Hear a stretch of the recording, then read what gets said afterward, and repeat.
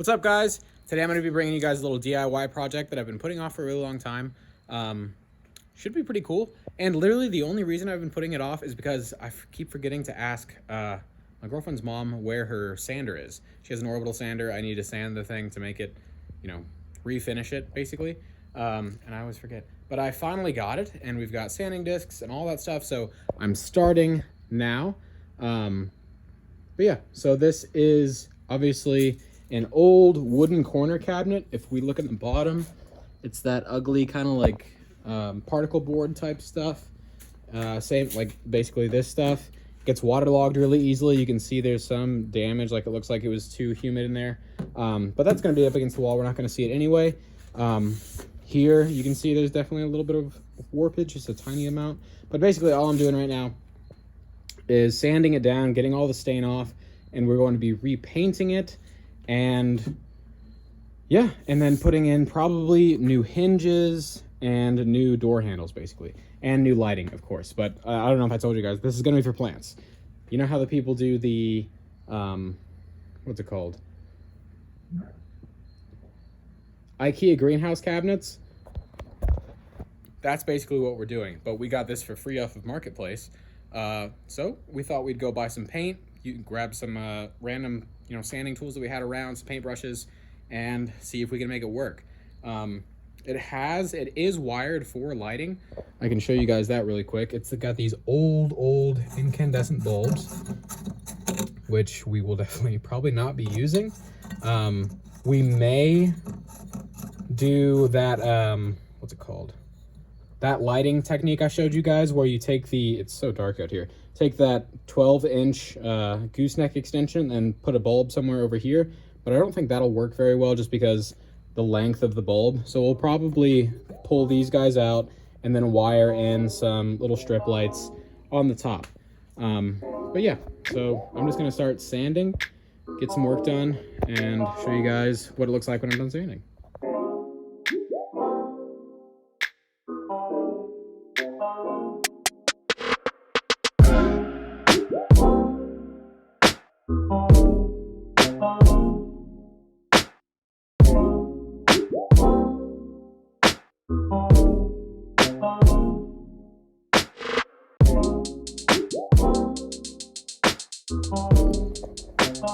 Started getting dark there, so had to break out the old snap-on, sorry for the brightness, light so we can see what we're doing.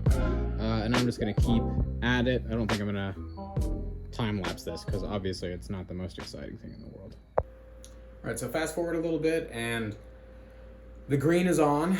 My girlfriend wanted to do all of that herself, so we've got the green paint on.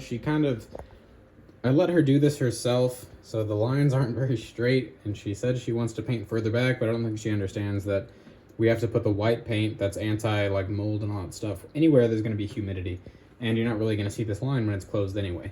But yeah, like that look. She's never taping anything off or masking anything off again.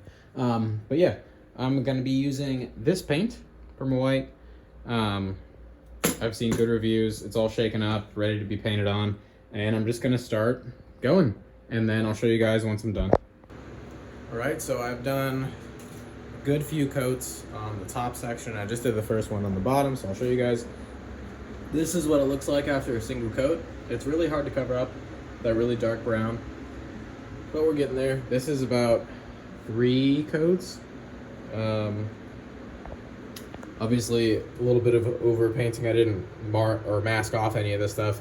She said she wanted to mess with how far the green goes back, so I'm not really worrying about it. Worst case scenario, I'm going to sand and repaint once she figures out exactly how she wants to do this. But yeah, it's going really well. Now that I'm using brushes, I don't know why I ever used sponge brushes. They really suck. But yeah, it's going really well. If you're going to do this on your own, I highly recommend using a roller. It's literally like almost all flat surfaces. So roller would have made this 10 times faster and way more even, more than likely. Because now I'm using like a light and I'm like shining it down and trying to like look at the sections that have little shadows. You can kind of see it here pretty well, where I'm going to need another coat. But a roller definitely would have made that a lot easier. But yeah, we're still going along. Haven't done the doors yet. Still need to sand those down and do all that. But yeah, it's going really well.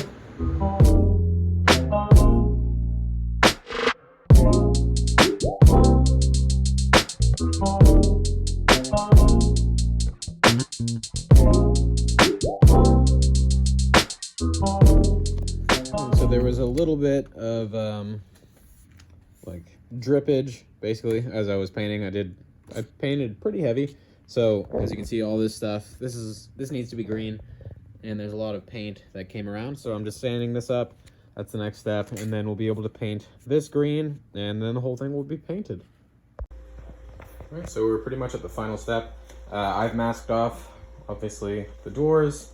This is the front of the doors, so the back of these are already white.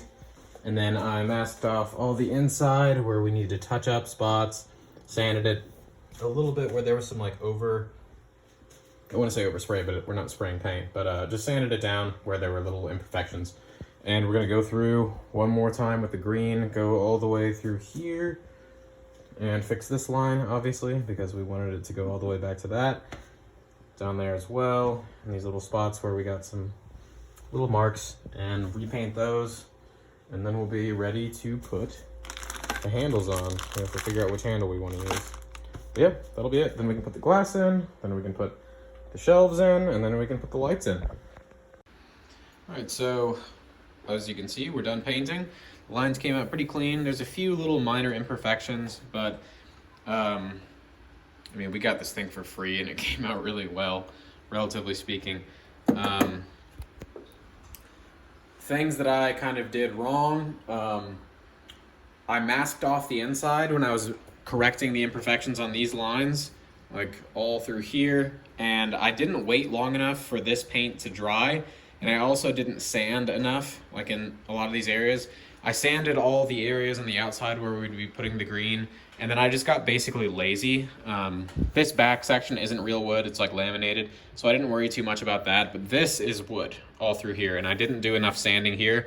So when I repainted, or when I masked off this area, the paint kind of like peeled off when I removed the tape. So that's one thing to be sure about. You want to be doing stainless. I couldn't find stainless hinges that are like this weird dimension. I'm going to look to see if I can order them, but for now I'm going to make these work. But stainless stuff is what you want to use, and I'm not doing that, so I'll probably do an update on this thing at some point, and tell you guys like all the things that I messed up with and what I would have done differently. And then we got stainless hardware, so I can put the doors on now. We still haven't decided what handles we want, so that's a whole thing. But I'm gonna go ahead and put the doors on and show you guys what it looks like.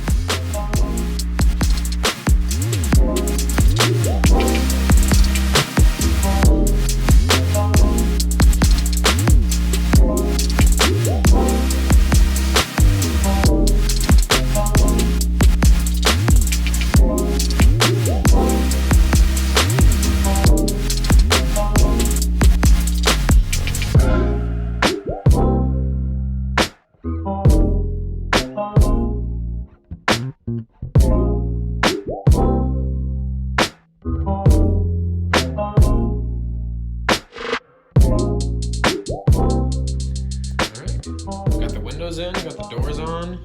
They open pretty well and close pretty well. This one's smooth. This one gets a little bit stuck on the base, so I'm gonna have to sand that down and kind of shave it down a little bit, but I'll worry about that later. Now we just gotta wait for the light and it'll be ready to go. All right, so the light finally came. It is done, at least for this video. It's not done. I still got a few little things to tie up, but here it is. Obviously that light is not here yet, but this video would get too long and like too short between like little updates or whatever. I don't want to do like, oh, 1 week later, 1 week later, 1 week later, and it's like 10 seconds of film. But it is done. I've got the Govee in there to monitor humidity and temperature. Still don't have these guys on. I've got to drill and do that. There's Mikins come in there. That's kind of weird. Sorry about that. But yeah, came out really, really well. I ordered a Sun Blaster LED. It's an 18 watt, it's an 18 inch as well, 36 LEDs. It's pretty bright, maybe too bright. I don't know yet, we're gonna see how it goes. But it's very, very cool. We've got some of Caitlin's plants in here, and a few of my little vivarium plants that I wanna use. Like this is Syngonium Winlandii. It's getting this really weird, multicolored kind of look. I'm not really sure what's going on there, but it's whatever. Pilea mollis, another vivarium plant I'll be using. This is the Andrianum black that I got for her. This is her anthurium. And then she's got some, whatever it's called, Cissus discolor down there that's hopefully gonna start doing much better. Her big pink princess that I cut, it was like up here. So I gave it the chop, and now I have a bunch of nodes that I'm playing the lottery with. Silver Dragon, Alocasia, and her other pink princess, which is one of the pups that I propagated, that's doing really well, or has better variegation than at least this guy. And then random little baby orchid that has no leaves or flowers. And we've got the Begonia luxurians. So eventually things will change in here. We'll have another section down there. We'll have probably stuff hanging from the top. I don't really know all that we're going to do with it. I'll do a video on that in the future, like an update with anything that I've changed. And I'd like to make it clear that this isn't like an end-all be-all for how to do this. I'm trying to do like the minimal so that I can see what problems arise from certain things, so I know how to better build one in the future. Like if something happens, I want to do the minimum now so I can change one thing at a time, basically. But for you guys, things to keep in mind: make sure everything's sealed. All the cracks are sealed. Like this could potentially cause issues. I should have used like wood filler and filled all that in. I should probably find a way to seal these guys. These corners or these circles, you have the little, let me just show you. This will help keep moisture in. You want to get one of these little cover things that, you know, seals it. Another thing you could potentially do is put weather stripping on the like little corners and the gaps and stuff where all the thing seals to lock in humidity. Another thing you could do is fans. We'll probably do fans, but these sections are really small and they're kind of divided by this, which is not ideal. Eventually I may do like smaller glass shelves around or hang stuff in here and remove these glass shelves, but they work for now. But yeah, so that's the video. You'll definitely see another one eventually when I do more with it or update you guys on how everything is doing. But I just wanted to get something out to you guys and show you like kind of the basic idea of how I did it. But thank you guys so much for watching. Don't forget to like and subscribe, and hopefully I'll see you guys next time.